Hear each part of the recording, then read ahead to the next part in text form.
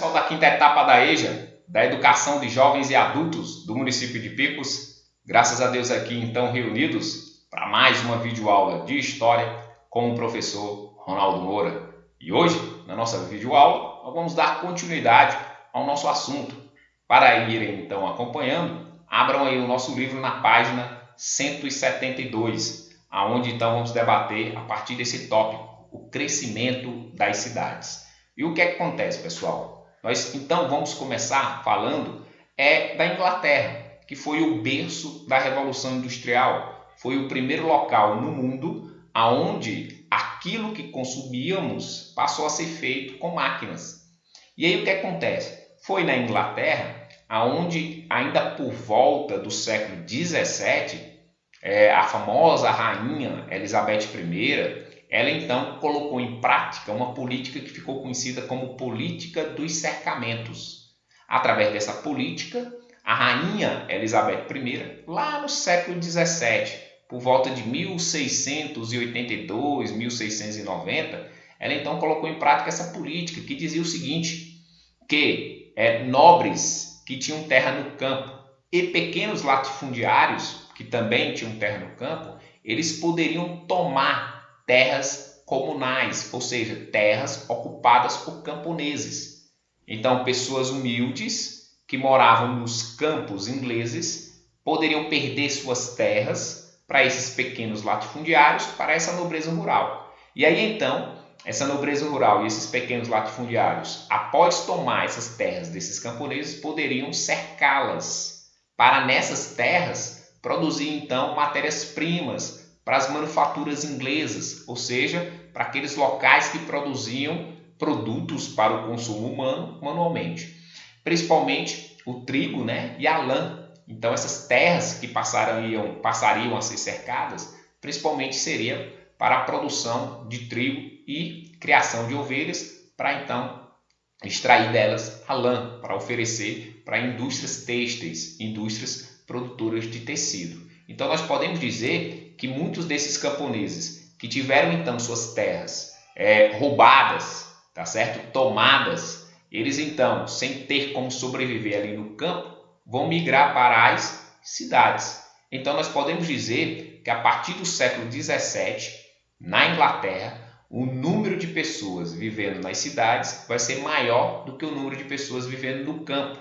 Então, depois de tantos séculos, a população na Inglaterra, como também na Europa urbana, vai ser maior do que a população rural. Então, nós podemos dizer que a política dos cercamentos na Inglaterra vai provocar esse êxodo rural, a saída de várias pessoas do campo para a cidade. E o número de pessoas vivendo nas cidades vai sim aumentar na Inglaterra, não somente na Inglaterra, mas em várias outras nações europeias.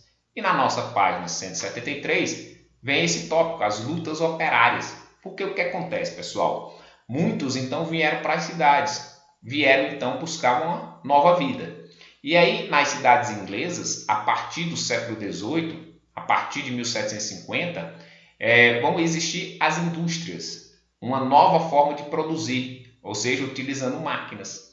E aí, nessas indústrias, pessoal, vai absorver boa parte dessas pessoas que vieram do campo. Elas vão trabalhar nas indústrias, vão se transformar em operárias ou proletariadas. Só que como eram as condições de trabalho? Os patrões, donos das indústrias, das máquinas, colocavam os operários para trabalhar 14, 16 horas por dia. E aí então, e recebiam baixos salários, hein? Então, de tanto serem explorados, esses operários vão começar a lutar, reivindicar por melhorias. As duas principais revoltas operárias contra a sua exploração trabalhista, procurando melhores condições de salário e de vida, vão ser o ludismo, que pode ser representado por essa imagem aqui da esquerda, e o cartismo, que pode ser representado por essa imagem aqui da direita.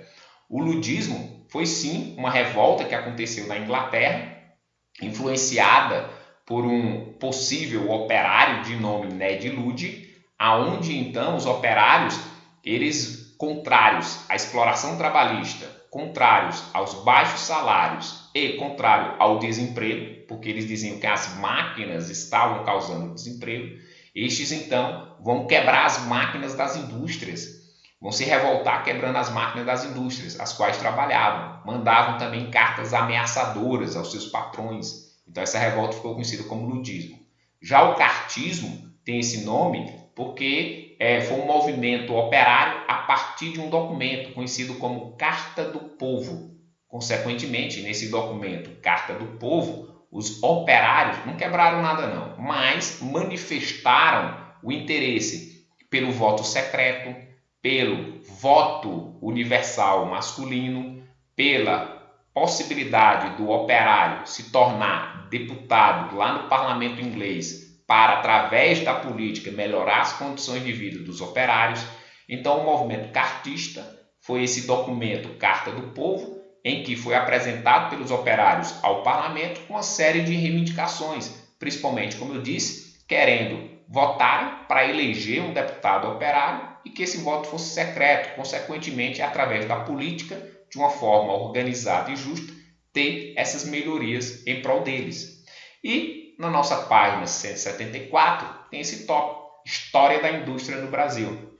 Nós podemos dizer, pessoal, que lá no século XVIII, como vocês podem ver, por volta de 1785, a rainha portuguesa Maria I, ela, junto com também os seus antecessores, impunham, ou seja, colocavam sobre o Brasil o famoso um documento conhecido como o Alvará de 1785.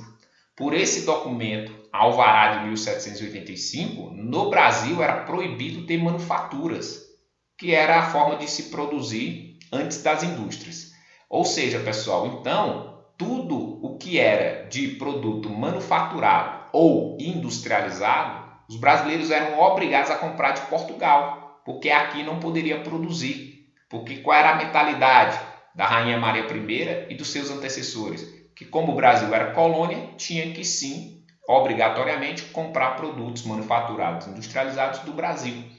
Isso vai começar a mudar, pessoal, com a chegada da família real portuguesa ao Brasil. Isso aí já no século XIX, a partir de 1808, aonde então Dom João, o príncipe regente, que era filho da Rainha Maria I, ele então, quando chegou aqui no Brasil, a partir de janeiro de 1808, ele então aboliu, pôs fim a esse alvará de 1785, permitindo a instalação de indústrias no Brasil.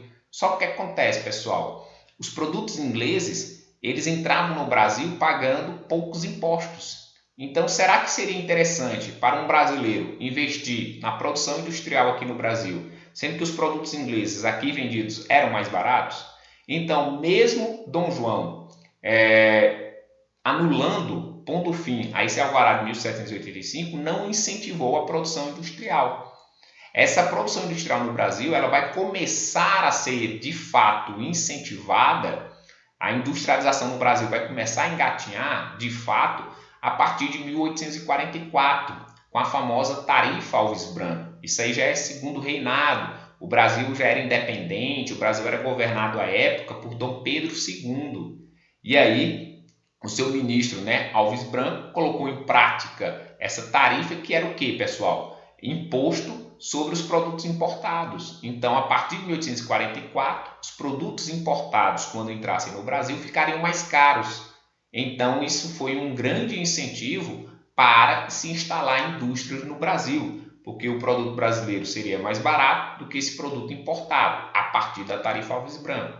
Mas nós podemos dizer que o impulso enorme que a industrialização brasileira vai sim ter, também vai ser no século XIX, e principalmente a partir dos investimentos do Irineu Evangelista, de título, Barão de Mauá, como vocês podem ver na imagem. Tem a famosa Lei Eusébio de Queiroz, que pôs fim ao comércio de escravos entre a África e o Brasil. Então, muitos brasileiros que compravam escravos da África, sobrando mais dinheiro, vão investir na industrialização. O Irineu Evangelista, o Barão de Mauá, nessa época vai se destacar como o maior investidor, na instalação de indústrias pelo Brasil. Então, foi assim que teve início esse processo industrial do Brasil, principalmente a partir da tarifa Alves Branco, a partir, então, do século XIX. Tá certo, pessoal? Então, vamos concluindo aqui nossa videoaula. Fiquem com Deus. Tchau, tchau. Valeu, pessoal.